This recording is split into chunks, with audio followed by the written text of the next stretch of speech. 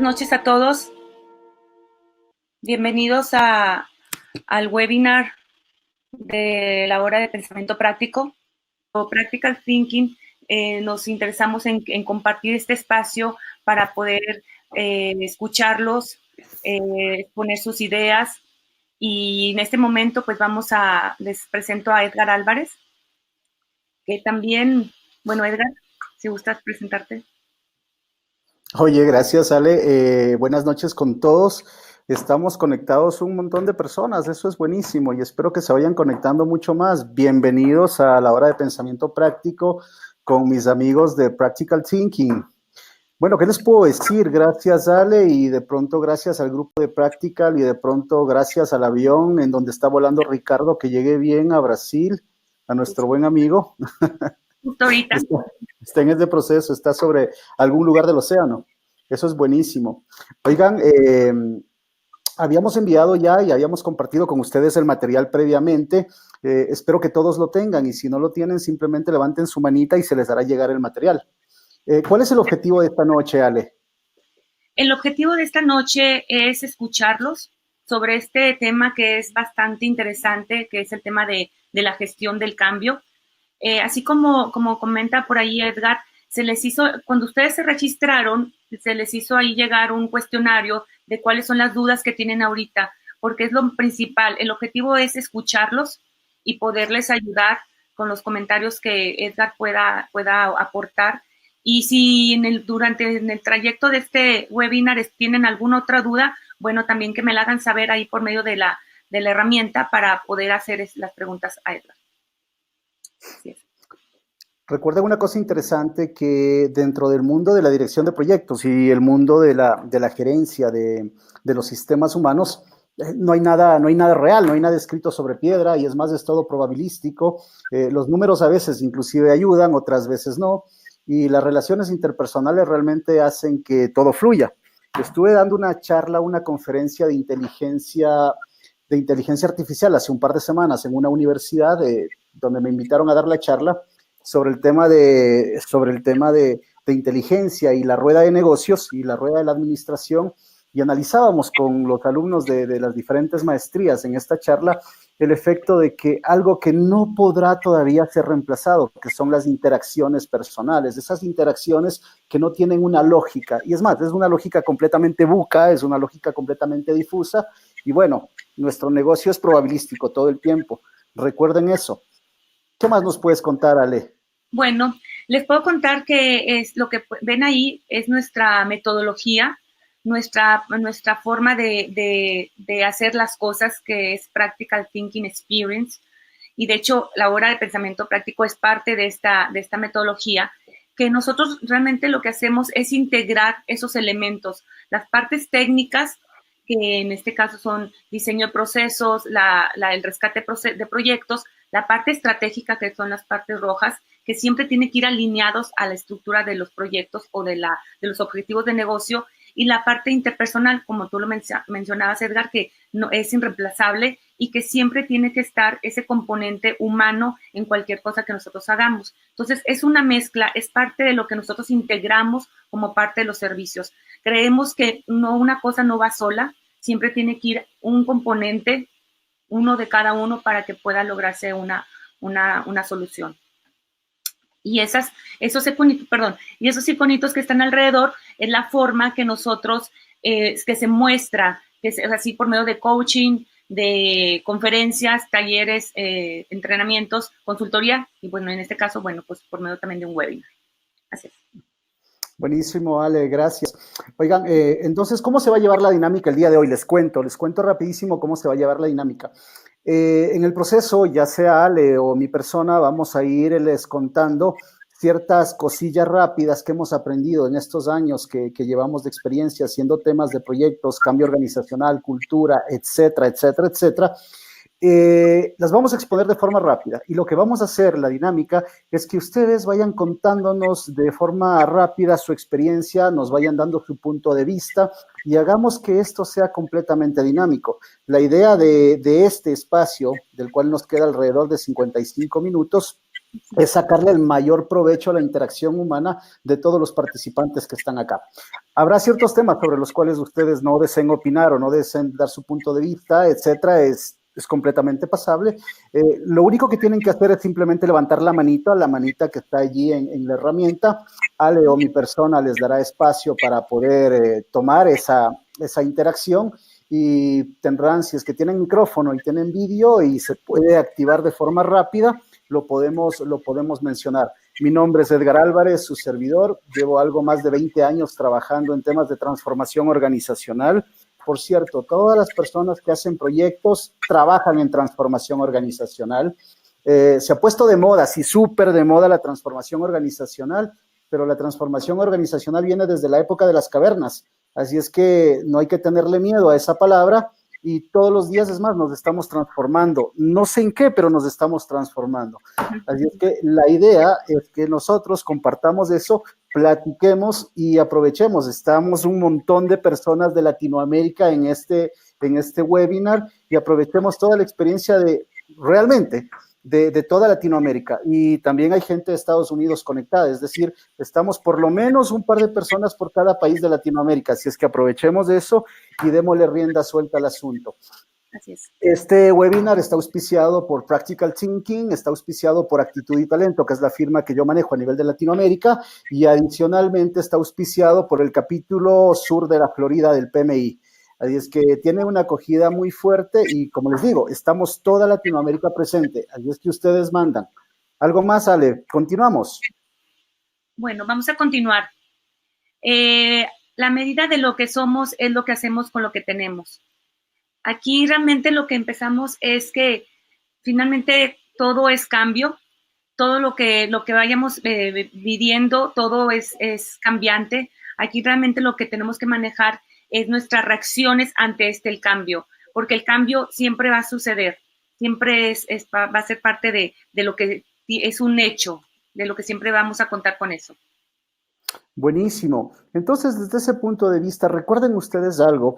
KPMG hizo un estudio hace 5 años atrás, un poco más, y obtuvo el siguiente resultado. Miren ustedes, menos del 40% de los proyectos que se realizaban en las organizaciones que ellos hicieron este muestreo, los proyectos, una vez que sus productos o servicios estaban funcionando, no alcanzaban los objetivos de negocio luego de un año. Es decir, luego de un año, ¿sí? Menos del 40%, es decir, 4 de cada 10 proyectos alcanzaban a lograr sus beneficios.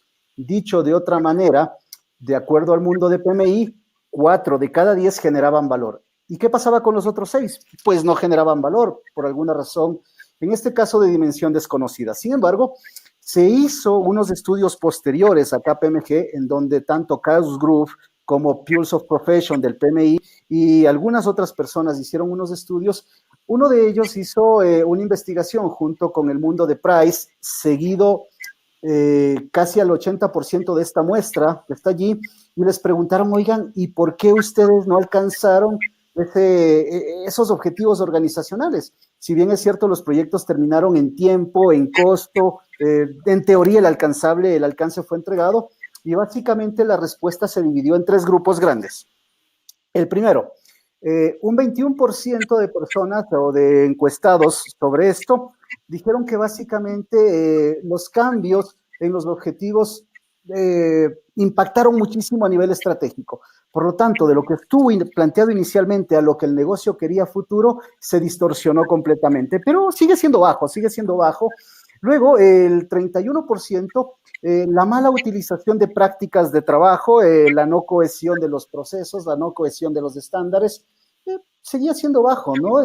Y además estaba disperso, pero una gran concentración, el 48% dijo que las interacciones humanas, la falta de ponerse de acuerdo, la comunicación, la falta de la aplicación y el conocimiento explícito hizo que esos servicios y esos productos, en el momento de ponerlos en producción, no dieron los resultados que se quería.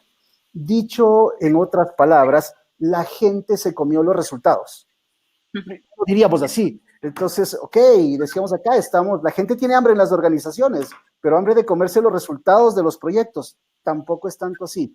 El asunto es que a la organización le faltó interactuar con eso. Adelantándome un poco, que en el 2012, entre el 2010 y el 2012, el PMI comienza a hablar de manera muy fuerte sobre cultura organizacional, gestión del cambio, habilidades interpersonales, y en el 2012, recuerdo, marzo, abril del 2012, el PMI lanza el famoso Triángulo del Talento, que ustedes lo deben conocer, por cierto. Debe haber algunas personas que no son acá del PMI, son bienvenidas también y van a mirar cómo hacen gancho esas personas de recursos humanos, esas personas de consultoría de procesos que no tienen nada que ver con el mundo de proyectos, sobre lo que vamos a hablar en estos 50 minutos restantes. Muy bien. Ale. Bueno, ahora, ¿cambias o te cambian? Yo creo que esa es la pregunta retórica, ¿no? Pues yo creo que finalmente todo es con respecto al contexto en el que estamos, ¿no? Finalmente, si estás en un tema de cultura, que es muy cambiante, pues aunque no quieras te cambian, ¿no? Y si estás en un tema ya de una cultura que es más conservadora, más tradicional, pues igual por así es, la cultura no cambia y se queda así. Pero bueno, Edgar. Good. Entonces, miren, vamos a dar un salto. El primer mito, los seres humanos son resistentes al cambio. Señores, los seres humanos somos extremadamente resistentes al cambio. Cualquier cambio que nos viene encima nos resistimos, no damos paso a nada, nos cerramos en nuestro metro cuadrado, nuestra zona de confort es nuestra trinchera. ¿Ustedes qué opinan? Yo digo que es un mito. Mi experiencia de 20 años trabajando en proyectos me dice que esto es un mito. 10 años trabajando con la gente de recursos humanos, 15 años trabajando en temas de liderazgo, formación de líderes, me dice que esto es un mito. ¿Ustedes qué opinan? Pueden levantar la manita para que los que quieran hablar, por favor. Ok, tenemos un participante acá. Olivia, vamos a darle check a Olivia. ¿Qué nos dice Olivia?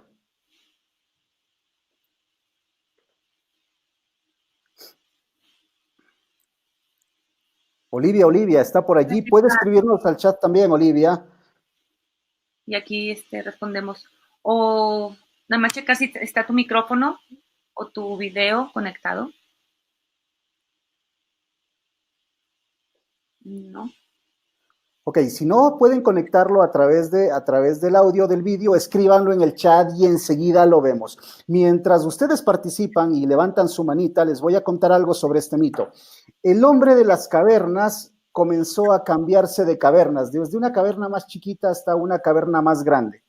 ¿Sí? Primero el hombre de las cavernas vivía en grupos pequeños, luego comenzó a moverse y terminó mirando que tienen necesidades más grandes. Y a respecto de esas necesidades, comenzó a cambiar de forma muy notoria.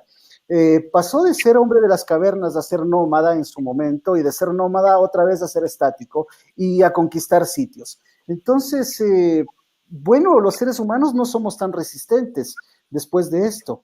¿Qué es lo que hace realmente que en los seres humanos exista la resistencia? Porque los seres humanos per se, la realidad es que no somos resistentes al cambio. Sin embargo, ¿qué es lo que nos genera resistencia?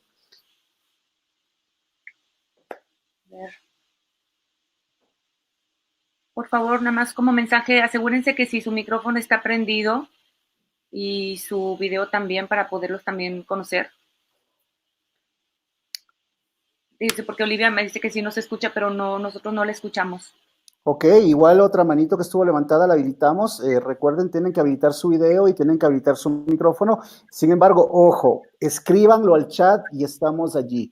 Voy a adelantarme un poco con este mito y la realidad específica. A lo que los humanos realmente somos resistentes no es al cambio. A lo que los humanos somos resistentes es a lo desconocido que trae el cambio. Y eso está relacionado con dos variables del ser humano. Uno, las expectativas que nosotros tenemos sobre el cambio, y dos, los intereses que tenemos sobre lo que posiblemente va a cambiar.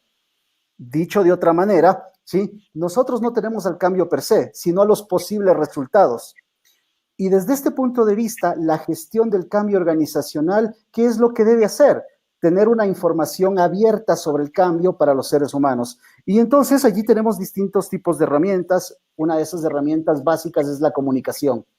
Sin embargo, en el mundo de la gestión de los stakeholders, para poder comunicarles tenemos que identificarles quiénes son, qué tipo de información necesita, cuáles son sus miedos, cuáles son sus penas, sus dolores, cuáles son las cosas que les llaman la atención.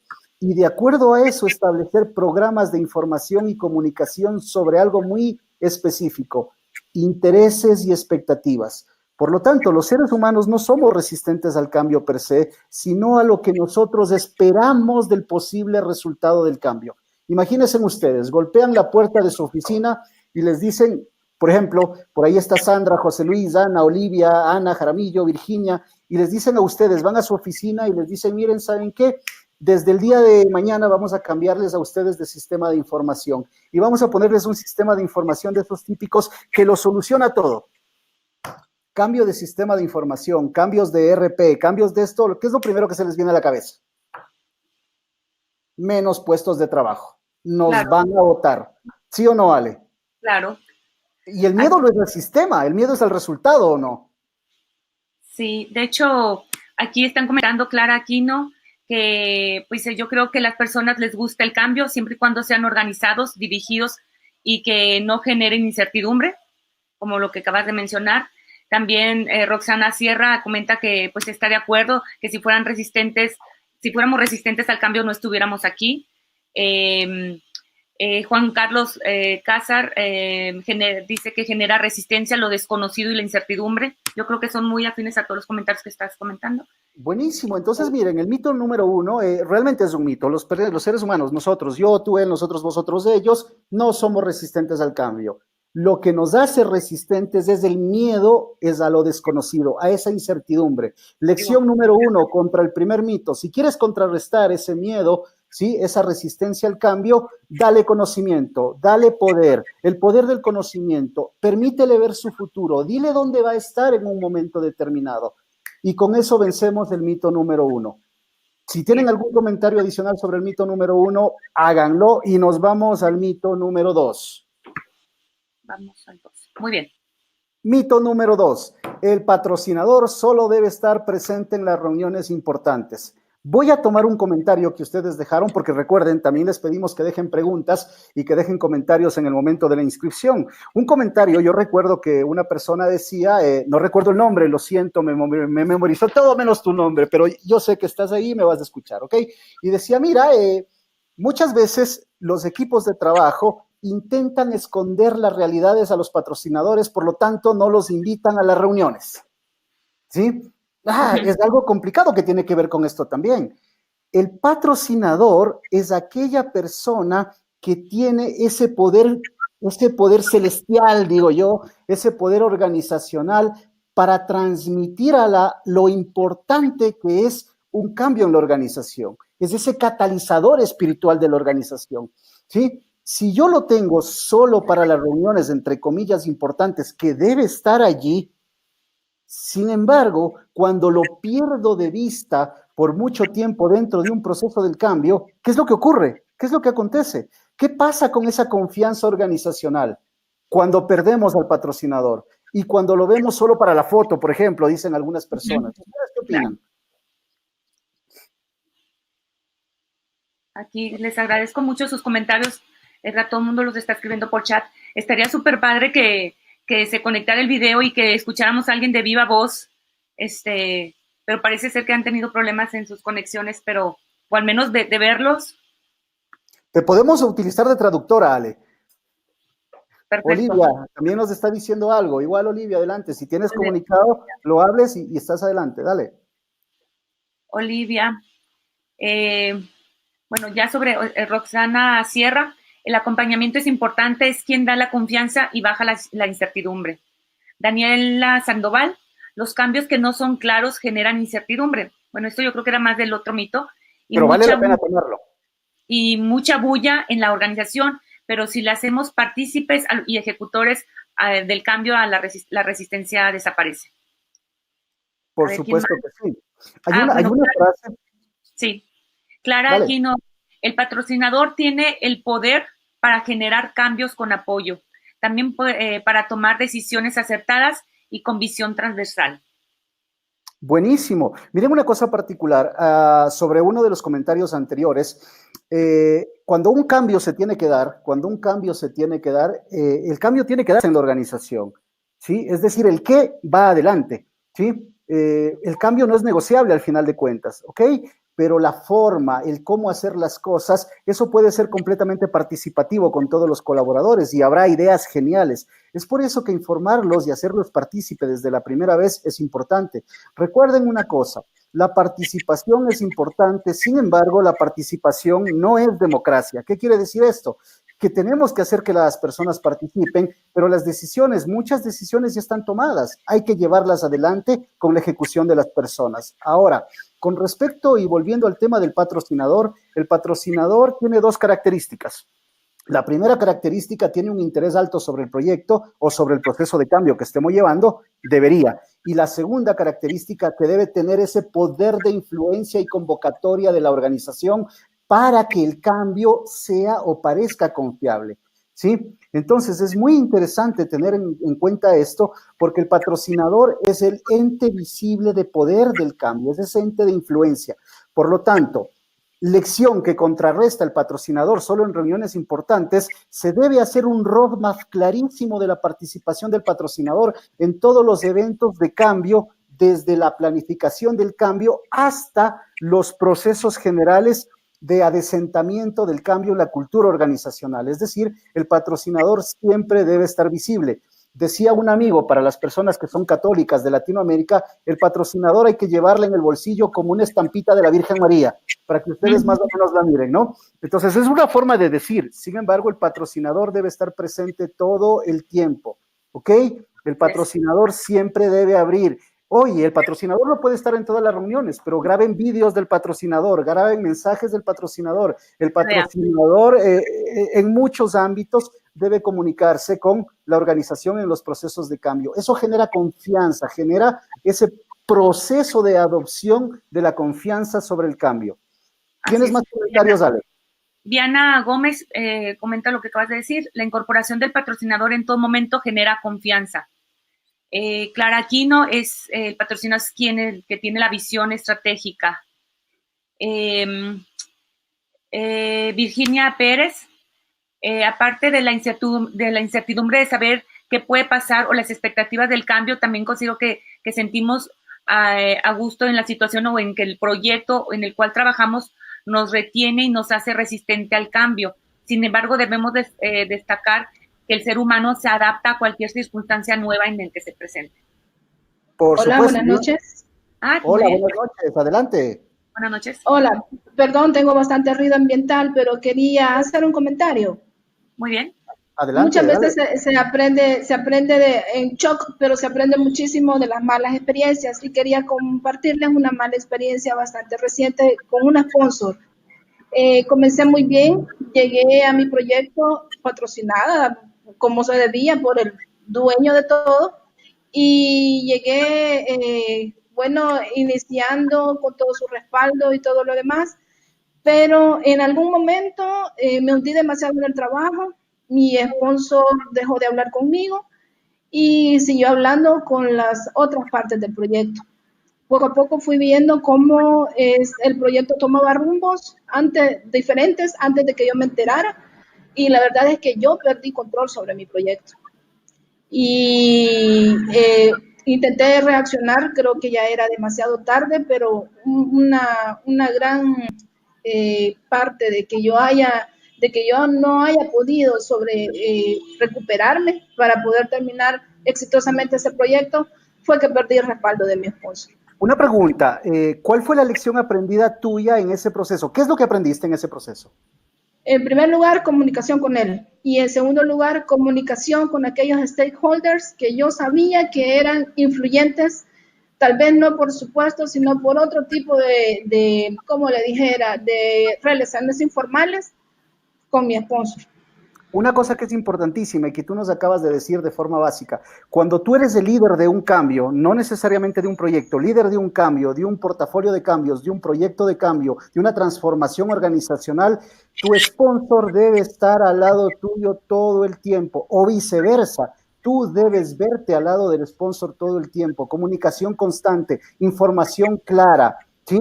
Y obviamente controlar estos panoramas de los stakeholders con influencia directa, influencia indirecta, aquellos stakeholders que también tenerlos mapeados de forma muy clara, aquellos que no les gusta lo que las personas están haciendo. Si tú tienes mapeado todo eso, clarísimo vas a poder tomar medidas pre y también post, es decir, ser muy proactiva en las decisiones y también reactiva cuando se requiera, sobre protocolos establecidos, ojalá se pueda. Entonces, miren, este aprendizaje que nos acaba de contar, ¿me recuerdas tu nombre? Clara, ¿cierto? Olivia. Lo que nos acaba de contar Olivia es clásico. Me concentro tanto en controlar mi cronograma, me concentro tanto en controlar que las reuniones estén bien, pero mis relaciones de poder, mis relaciones de influencia se pierden. Y la primera relación de poder de un líder de cambio, de un líder de proyecto, de un director de proyecto es con su patrocinador. Gracias, buenísimo ese aporte. Pasamos al mito 3. ¿Tenemos algo más, Ale? Seguimos. Mito 3. Dos cosas que normalmente hemos aprendido en estos años, y digo hemos aprendido porque nos ha pasado. La gestión del cambio se basa únicamente en dos variables: buena comunicación y gente capacitada. Pues bueno, es más, hay algunos frameworks de cambio que se basan en estas dos variables y que han quedado en desuso. ¿Ustedes qué opinan? ¿Solo con buena comunicación y la capacitación habemos cambio? Carlos Chávez aquí acaba de comentar. Buenas noches a todos. Bueno, creo que este era del mito 2. ¿Cómo gestionar la participación de más de un sponsor para evitar conflictos de intereses? No sé si... Interesante. ¿Alguien tiene una experiencia en el público de haber gestionado más de un sponsor, 2, 3, 4 sponsors, que de pronto nos pueda contar antes de que yo les cuente una experiencia rapidísima, media buena, media mala? Levante la manito si es que es así y nos cuenta.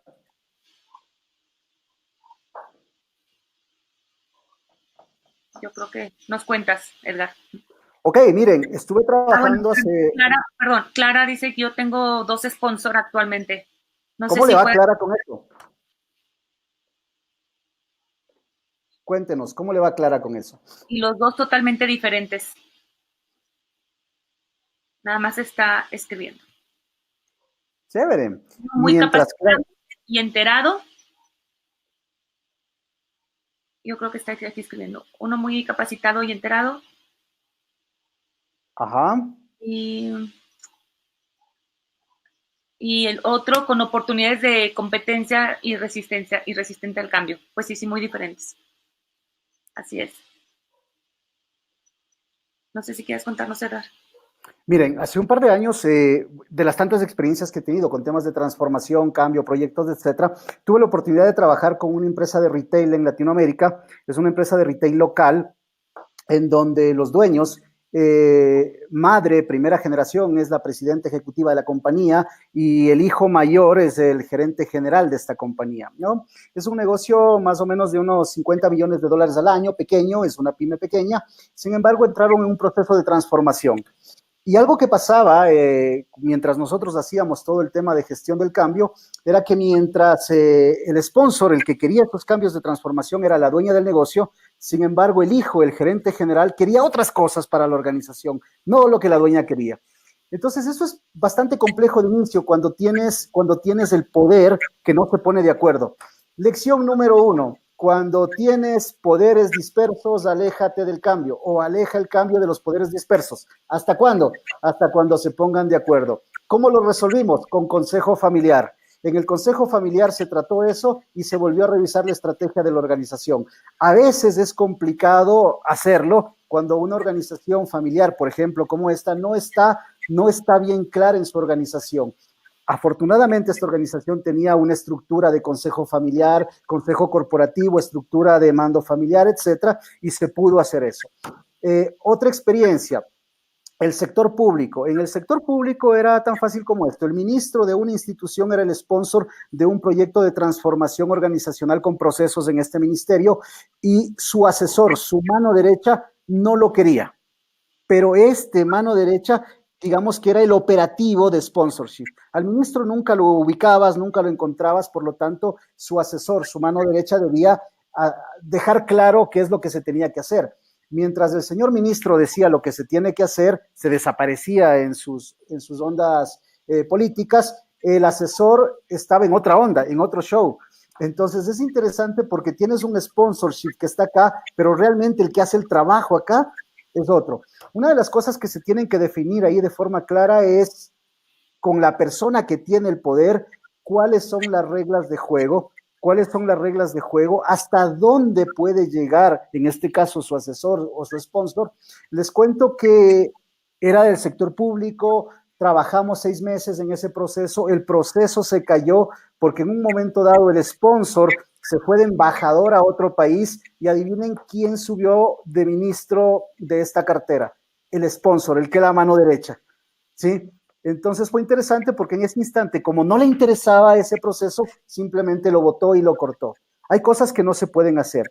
Ahora, lo que sí es interesante dentro de estos dos mundos, recuerden otra vez, los cambios están basados en intereses y expectativas. Ustedes como directores de cambio, como directores de proyecto, cuando tienen diferentes sponsors y sus intereses, las expectativas de los sponsors se contradicen, tienen un problema. El cambio no va a darse. Ustedes no pueden jugar ese ping-pong y deben ser transparentes. Ahora la pregunta es, Edgar, ¿y cómo les decimos esto?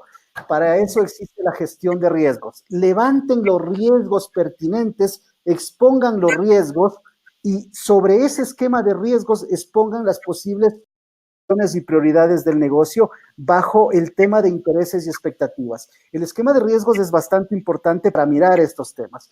A veces el confrontar a los individuos es mucho peor para las organizaciones, preferible hacerlo con herramientas de gestión y el mundo de riesgos ayuda muchísimo. Ahora bien, se pueden utilizar estrategias de influencia, estrategias de persuasión con los stakeholders para alinearlos, pero hay que tener mucho cuidado. Deben ser expertos en hacerlo o contratar personas expertas que los hagan dentro de su equipo. Es importante mirar esto porque uno no puede tener contento a todo el mundo. Recuerden, las personas tienen expectativas diferentes de intereses diferentes. Hay que alinearlas en un contexto y hay que manejar otras.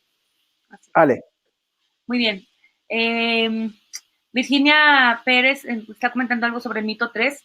Dice, mejorar las comunicaciones y proporcionar capacitación para contrarrestar la resistencia. Considero que también se le puede agregar planificación estratégica, identificando qué se quiere cambiar. Es completamente válido. Tener el camino claro, allanar el camino y tenerlo claro es completamente válido. Ahora, recuerden que las personas que están en sponsorship, las que están acá arriba, tienen poder. Y a veces el poder en muchas ocasiones está cegado por egos personales también. Entonces nosotros debemos descubrir eso para manejarlo de forma adecuada. Y tiene que ver también esto con el mito número 4, ya avanzando en la parte de la mitología de la gestión del cambio organizacional. El mito número 4 nos dice que a las personas les decimos lo que se debe hacer y todo estará listo, ready. Las personas caminan solas. ¿Qué opinan ustedes sobre ese mito? Voy a comentar algo que dice Sandra Guzmán del mito 3. Dice, definitivamente se requiere más que una buena comunicación y capacitación. La comunicación debe ser oportuna, indiscutiblemente. Además, las personas deben sentirse involucradas, importantes dentro del proceso del proyecto.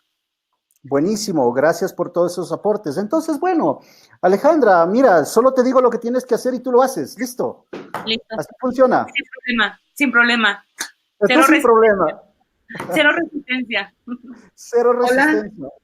Hola, ¿con quién tenemos el gusto? Olivia, nuevamente, se me ha perdido el icono de la manita, perdón que solo hablo de repente. Dale, Olivia, si tienes algo sobre el mito 4, adelante.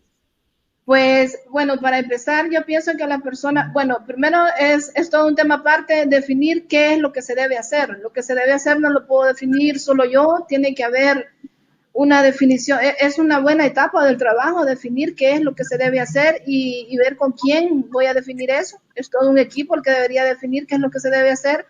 Luego, mostrarles a cada quien cómo debe hacerlo y asegurarme de que está a gusto con ese cómo que le estoy indicando. Incluso la persona debería, lo ideal sería darme su retroalimentación del cómo e incluso del qué se debe hacer, la que finalmente está haciendo las cosas. Entonces, es todo un proceso también tiene que estar mucho más involucrado el que realmente, el que al final va a hacer las diferentes tareas del proceso. Entonces, sí, Buenísimo. me parece a mí que es un total mito. Sí, es un total mito y realmente ese mito se lo debemos a muchas prácticas que son un tanto negativas. ¿Tienes algún otro comentario, Ale, por allí? Sí, Clara Aquino menciona que en el mito 4, en el decir que lo que se debe hacer, hay mucho margen para el riesgo de interpretaciones. Que también argumenta que hasta los seres humanos nos gusta y necesitamos estructura, guía y dirección. Ana Enríquez, menciona también del mito 4, que entiende que es bueno hacer seguimiento, pero como uno evita que la persona que se le está dando seguimiento no se incomode. Ok, y es cuestión de personalidades. Ahora, mira, voy a traer acá dos tipologías desde el punto de vista de lo ready. Uno, voy a salirme un poco del mapa y voy a hablar un poquitín o voy a tocar a las generaciones, ¿ok? Y voy a tocar a las generaciones y sus estereotipos. Cuando digo estereotipo, no quiero decir que todo lo que voy a decir sea verdad para cada generación. A la generación X nos gusta la estructura, nos gusta que todo esté armado, en la mayoría de personas que todo tenga un camino. Es por eso que nosotros nos llevamos bien con la EDT, nos llevamos bien con un cronograma, nos llevamos bien con un presupuesto, nos llevamos bien con todo ese tipo de cosas que están allí, porque tratamos de sentir que todas las cosas avanzan. Cuando escuchamos que todo está claro, lo vemos adecuadamente. Sin embargo, se dice en el estereotipo de la generación Y, que a ellos hay que dejarles el camino abierto, hay que darles haciendo sin que a veces ellos se den cuenta para que ellos descubran el mundo y sientan que todo es un reto. Por lo tanto, este exceso de control a ellos como que les atiborra, les presiona y se sienten incómodos. Ojo que estoy hablando de estereotipos, porque va más allá del estereotipo al carácter y a la personalidad. Sin embargo, si tomamos estos dos mundos como están, nosotros como seres humanos debemos tener claros que en un proceso de cambio ordenado, uno, las personas deben tener claro lo que se debe hacer. Dos, las personas deben tener claro cómo pueden ellos aportar en lo que se va a hacer. Tres, las personas deben tener claro, después de hacer lo que se iba a hacer, cómo ellos van a quedar. Es decir, deben tener claro su presente, su proceso de aprendizaje, un acompañamiento y deben tener claro su proceso. No solamente el ready. Platicaba con un amigo mío hace unas semanas atrás sobre lo importante que es definir un product backlog adecuado en el negocio. Él es product owner de una multinacional. Y decíamos con él, charlábamos en cuestión de chistes, que decía, oye, y con el product backlog ya definido, ¿tú te sientes feliz? Me decía, no, eso es lo peor que puede pasar, porque el product backlog nunca se acaba de definir. ¿Por qué? Porque es un tema completamente cambiante. Y decía, pero tus stakeholders deben estar felices porque es lo que querían. Sí, pero yo no. Entonces, es interesante porque todo es una cuestión de expectativas, ¿no es cierto? Es el trabajo de las expectativas. Los stakeholders aprenden todo el tiempo. El camino debe estar claro, deben saber cómo aportar, deben tener el conocimiento y luego deben saber cuál va a ser su posible futuro. Por lo tanto, solo decirles lo que debe de hacer no les deja ready. Es más, les abre un montón de expectativas sobre el posible cambio. ¿Tenemos algo más, Ale? Sí, mira, Jessica Pérez, las personas necesitan motivación, seguimiento, reconocimiento y régimen de consecuencias. Daniel Sandoval, todos debemos de hablar el mismo idioma, tener los mismos criterios para evaluar. Y bueno, acaba de ahorita David Gordillo. Podríamos decir que para romper este mito, las metodologías ágiles nos ayudan a crear un equipo multidisciplinario que esté empoderado y defina el cómo hacer su propio trabajo, a diferencia de un proyecto tradicional donde el PM tiene que indicar a la persona qué y cómo lo deben de ejecutar. Interesante. Bueno. Podemos seguir de largo sobre esto. Sin embargo, permítame apuntar 2 puntos. No existen metodologías tradicionales. Eso de la metodología tradicional es una verborrea en Latinoamérica y en el mundo que se ha creado para simplemente apabullar a los frameworks predictivos, ¿sí? Aquí la palabra es predictivo y el framework predictivo es tan válido como el adaptativo. Un framework adaptativo no significa que nadie sea ágil, significa que simplemente sea adaptativo. Y voy a tomar los dos mundos. En el framework adaptativo, tú tienes un equipo, por ejemplo, en el mundo Scrum, tú tienes el equipo del Development Team, que es un equipo autodisciplinario, autocontrolado, etcétera. Pero aquí la pregunta es básica: ¿qué pasa con el resto de la organización? Esos 3,000, 4,000, 10,000, 20,000, 30,000 colaboradores que están allá afuera esperando el incremento. La gestión del cambio está hecho para los dos mundos, tanto para el mundo que está construyendo el cambio como para el mundo que está afuera esperando a ver lo que se cambia. Y realmente en los dos mundos se tiene impacto. Eso en los proyectos adaptativos. Ahora, en los proyectos de orden predictivo es lo mismo. Sin embargo, las formas de cómo hacer las cosas se van a cambiar. Ahora, les cuento algo. Dentro de 2 años, no más, vamos a estar trabajando de manera muy cómoda en esquemas híbridos. Hoy día la hibridación se lo ve como el susto, como el cuco, como el diablo del mundo de proyectos. El que alguien diga que va a utilizar algo adaptativo dentro de algo predictivo, para algunas personas que están en esos mundos, es lo peor que se puede hablar. 2 años y vamos a estar hablando de frameworks completamente híbridos, en donde los dos mundos dan lo mejor de sí, y la gestión del cambio va a tener que manejar esos conceptos. Ahora ya los manejamos de forma independiente, adaptativos, y los manejamos también de forma predictiva, pero los adaptativos tienen un reto. El reto es: ¿qué pasa mientras se hace realidad los cambios de la adaptación del framework? La organización está esperando a ver qué pasa. Y eso es más complejo que el predictivo. Entonces, muy pronto, obviamente, les voy a contar, les voy a adelantar algo.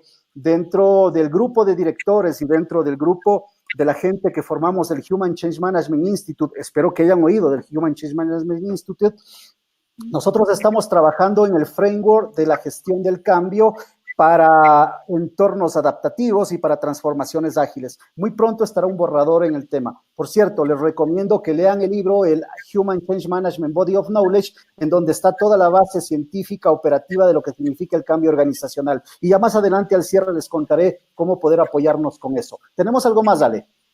Bueno, yo creo que vamos al mito 5, ya que faltan 15 minutos. 30 minutos, creo. Mito 5, les cuento rapidísimo. Miren, la herramienta es intuitiva, las personas la aprenden por sí mismas. ¿Qué tan cierto es eso?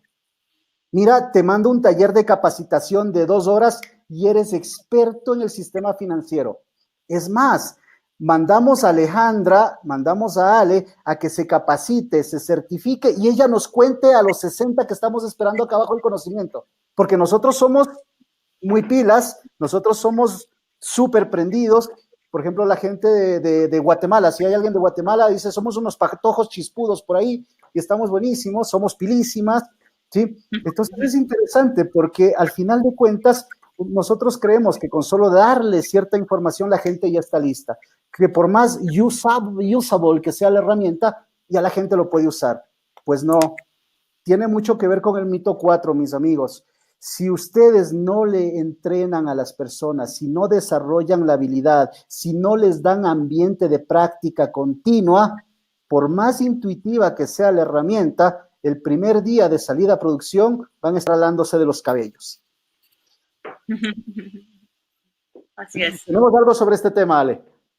Sí, mira, Virginia Pérez, las personas no solo aprenden por sí solas, también aprenden por medio de otras personas. Carlos Chávez, sobre ese también, es necesario validar que realmente las personas estén capacitadas. Ramiro Castillo, siempre se requerirá la experiencia y la variedad de casos para volverse experto. Perfecto, buenísimo, abona muchísimo con lo que estamos nosotros diciendo acá en el mundo de la gestión del cambio en la vida real, de real life o change management. El asunto básicamente es que una cosa es hablar de la gestión del cambio y otra cosa es haberlo vivido en sangre propia. Y es complicado, mis amigos, pero no imposible. El sexto mito. Nada más voy a leer 2 más que salieron aquí del mito 5. Sandra Guzmán dice: no es cierto, se requiere capacitación, seguimiento, entrenamiento y retroalimentación. Glenny Borges, el desarrollo de capacidades y el acompañamiento son claves. Diana Gómez, definitivamente la práctica hace el maestro, hacer solo se aprende haciendo. Les Perfecto. Buenísimo, buenísimo. Está Sí. clarísimo, ese mito se rompe.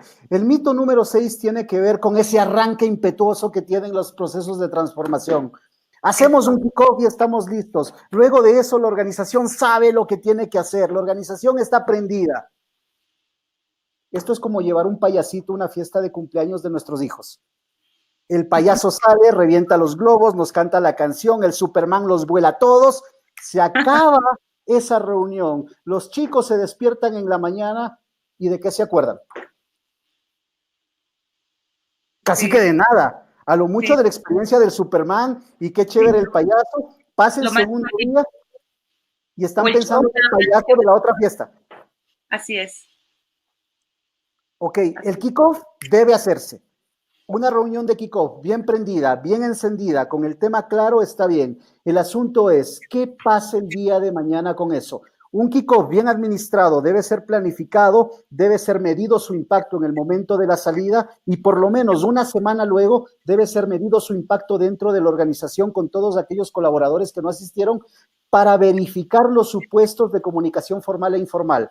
Y adicionalmente se establece a partir de allí un plan ejecutable de comunicación muy fuerte dentro de la organización como proceso básico. ¿Tenemos algún comentario sobre el mito 6, Ale? Sí. Bueno, Olivia pues comenta que el kickoff es un momento álgido que se debe de aprovechar, que no nos esperemos que ese alto nivel de involucramiento siga por muchos días. Daniela Sandoval, que esta reunión, el kickoff, es clave para enganchar al equipo con los objetivos del proyecto. Sandra Guzmán, el proyecto debe tener un plan de comunicación continuo, así como lo estás mencionando. Y David Gordillo, normalmente en el kickoff los sponsors y el equipo están comprometidos, pero con el tiempo empieza a bajar esa energía, como que nada más es un bomberazo. Daniela Sandoval, y el nivel de compromiso de todos es clave para el éxito. Buenísimo, todos son válidos. Mito número 7, chicos. ¿Sí? Oigan, este equipo de trabajo es un equipo campeón, ya viene trabajando juntos desde antes y este proceso de transformación es uno más. Y por lo tanto, comiencen a trabajar que son unos campeones. ¿Qué pasa con eso? ¿Qué tan cierto es?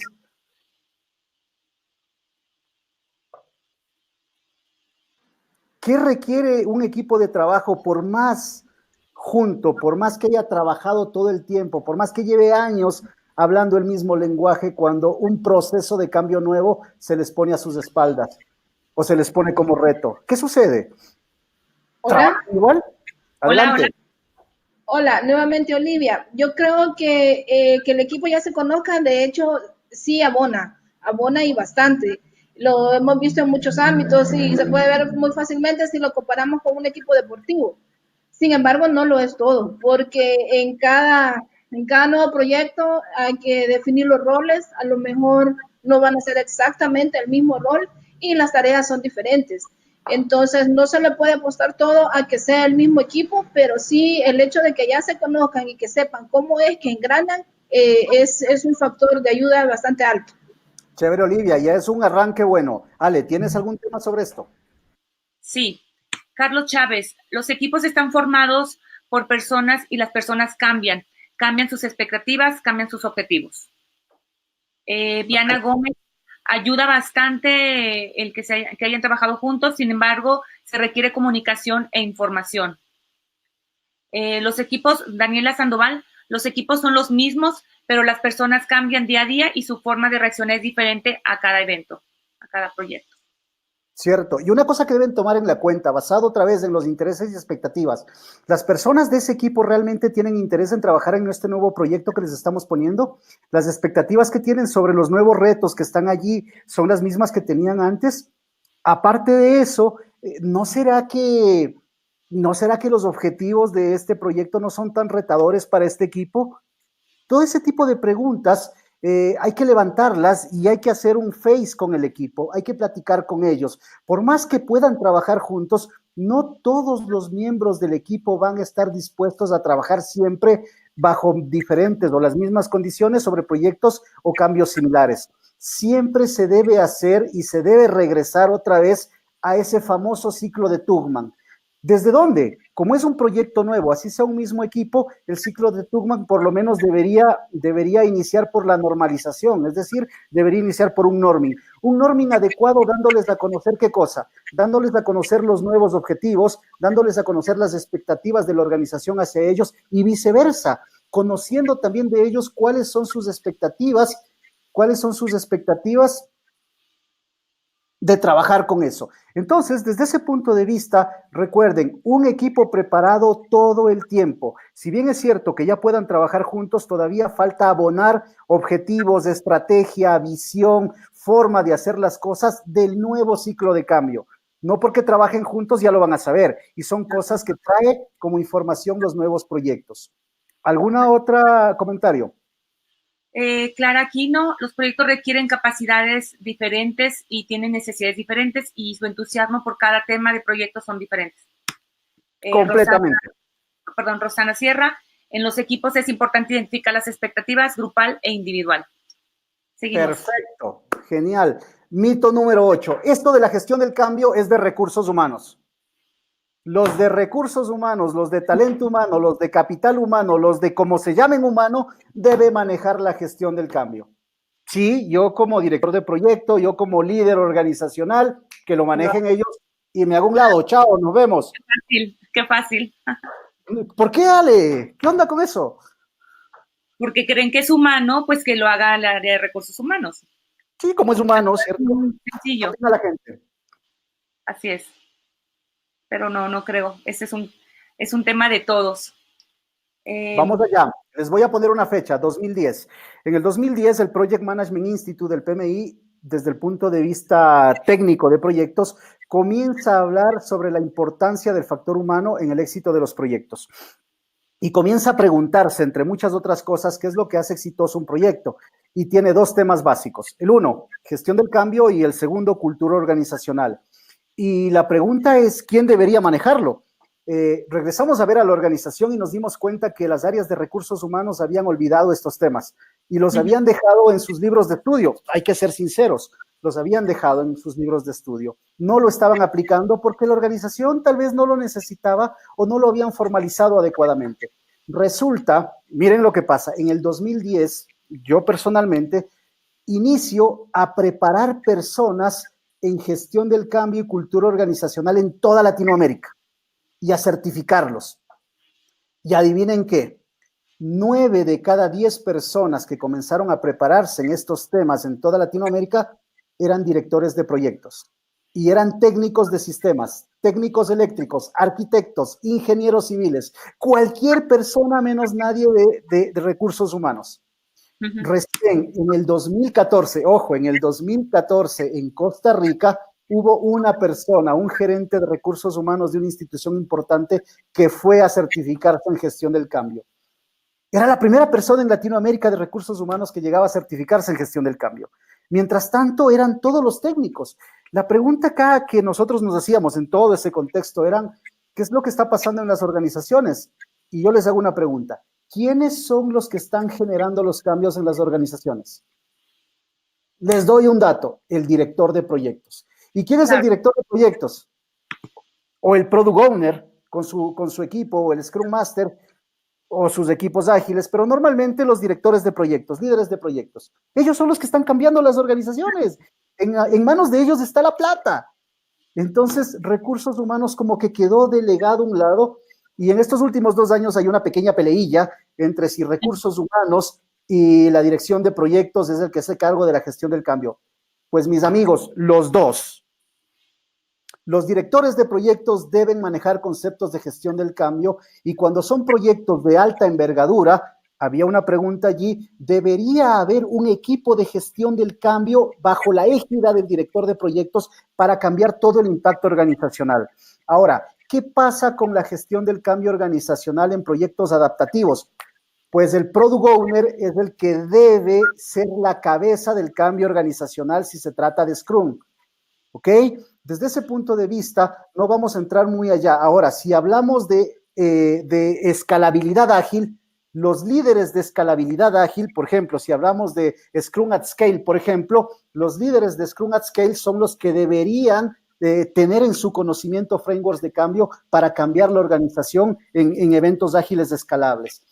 Sin irme mucho más allá, desde el punto de vista organizacional, desde hace 4 años en adelante, las organizaciones están creando, así como tenemos PMOs, Project Management Office, las organizaciones, también se está creando CMOs, Change Management Office. Yo particularmente he tenido la oportunidad de crear alrededor de 20 CMOs en toda Latinoamérica. 20 es un montón. Imagínense los otros profesionales que también hacen gestión del cambio en toda Latinoamérica. Deben haber creado muchas otras. Entonces, imagínense la cantidad de CMOs que se están creando. Y no estamos hablando de organizaciones pequeñas, estamos hablando de corporaciones, estamos hablando de un montón de esos temas. Entonces, la gestión del cambio, sí, debe estar a nivel estratégico de la organización, pero también debe estar en el mundo de los proyectos. Y no más, ¿quién llamado a conocer dónde hacer gestión del cambio? Los product owners, los project managers, los project leaders, etcétera. Es decir, la gente que está transformando la organización. ¿Tenemos comentarios sobre esto, Ale? Sí, finalmente todos coinciden, Lía, Sandra, Ramiro, que es una tarea de todos los líderes. Olivia comenta que ella está en área de sistemas y le ha tocado siempre gestionar el cambio, aunque ella no sea el PM también. Prácticamente todos están de acuerdo. Aprovecho, faltan 2 minutos para que se acabe la sesión. Vamos a tomarnos de los 2 minutos unos 3 más. Esto es fácil. Todo método, modelo, framework es aplicable.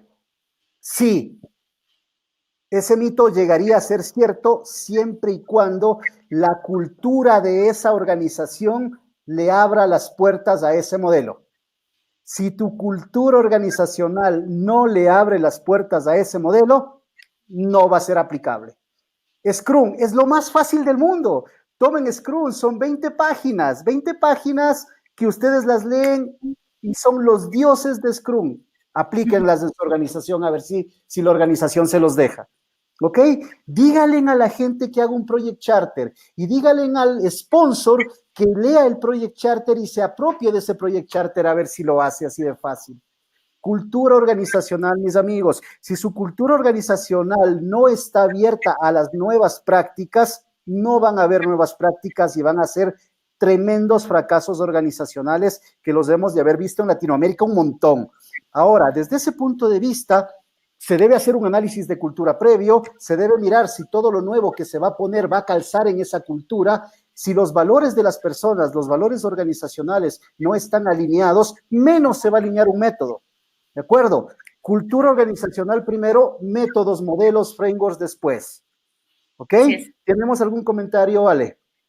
Sí, bueno, que dice Clara que en su país le dicen aplatanar los frameworks.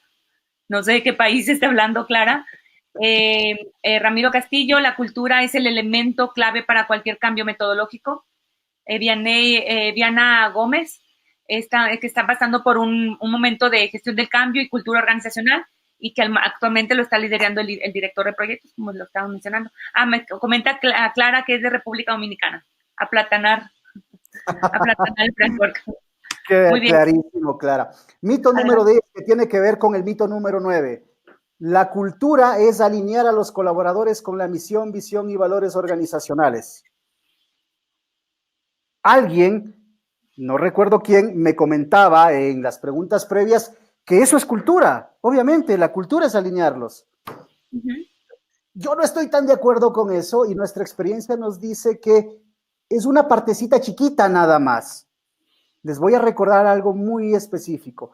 La cultura organizacional tiene 3 componentes grandes. El padre de la cultura organizacional nos ha dejado esa tremenda herencia. El primer elemento clave son los artefactos, todo lo que se puede ver en la organización, lo que se puede percibir con nuestros sentidos. El segundo elemento son los valores, todo lo que está escrito. Ahí está la misión, valores, la estrategia, portafolio de proyectos, etcétera, etcétera, etcétera.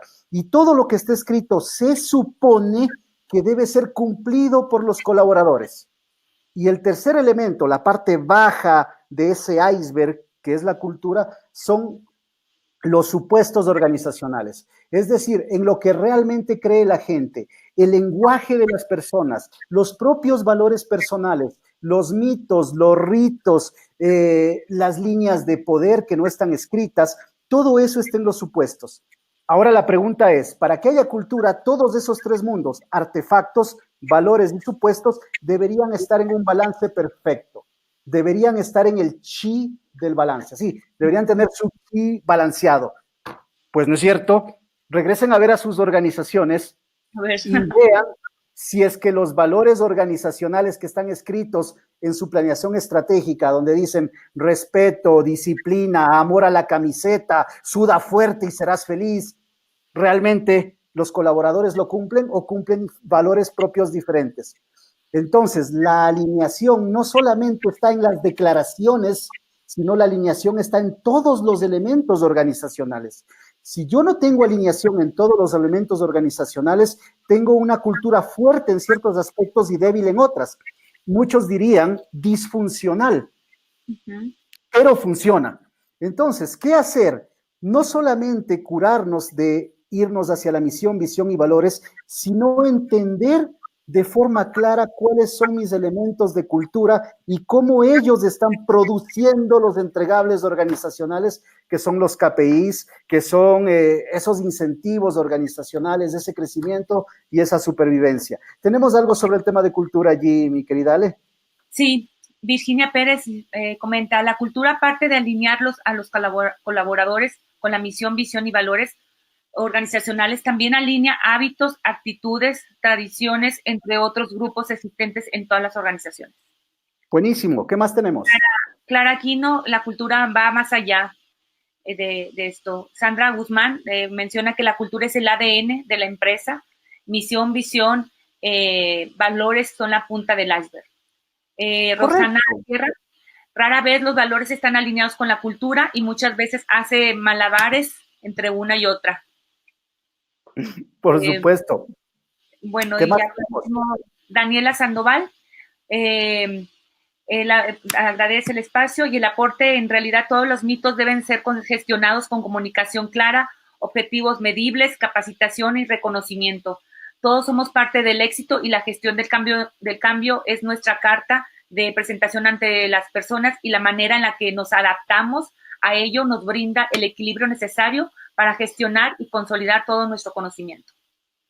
Muchas gracias. Y una cosa, ya cerrando el webinar del día de hoy y agradeciendo a todos su participación, recuerden, la gestión del cambio es un proceso, no es un acto de magia, no es sacar un conejo del sombrero, y los procesos deben organizarse. Cada organización puede hacer metodología de gestión del cambio, ¿sí? Cuando ustedes quieran hacer el acto de magia, vamos a un circo y a un show. Si quieren hacer gestión del cambio, pensemos en los procesos.